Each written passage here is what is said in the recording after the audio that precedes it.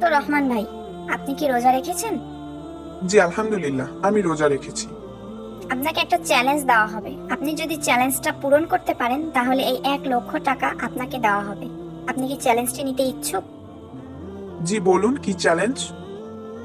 আমার হাতে যে পানির বোতলটি দেখছেন, সেটা থেকে আপনাকে 1 ঢোক পানি খেতে হবে। ব্যাস এতটুকুই। কি বলছেন? আপনাকে তো বললামই আমি রোজা আছি, তারপরেও আবার এভাবে কি ধরনের কথা বলতে পারেন? ভাই, আপনি তো শুধু 1 ঢোক পানিই খাবেন। এ আর এমন কি? এ আর এমন কি মানে? এক ঢোক পানি খেলেই তো আমার রোজা ভেঙে যাবে। ভাইয়া, 1 ঢোক পানি খেলেই 1,00,000 টাকা আপনার হয়ে যাবে। সামনেই ঈদ, মন মতো শপিং করতে পারবেন। বুঝে শুনে উত্তর দিবেন। আর পরে আপনি রোজাটা কাজা করেও নিতে পারবেন।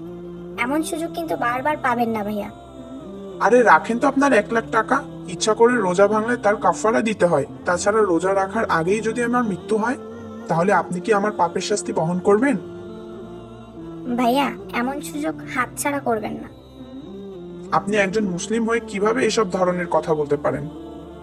আমার তো সন্দেহ হচ্ছে আপনি কি আসলেই মুসলিম। ইচ্ছা করে রোজা ভাঙার শাস্তি কতখানি কঠিন তা কি আপনি জানেন না?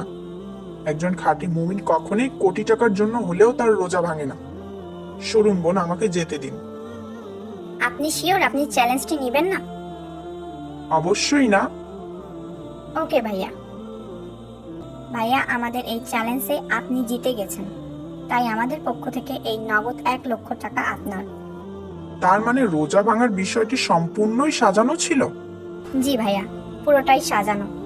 এই 1,00,000 টাকা আপনার সততার পুরস্কার। আলহামদুলিল্লাহ।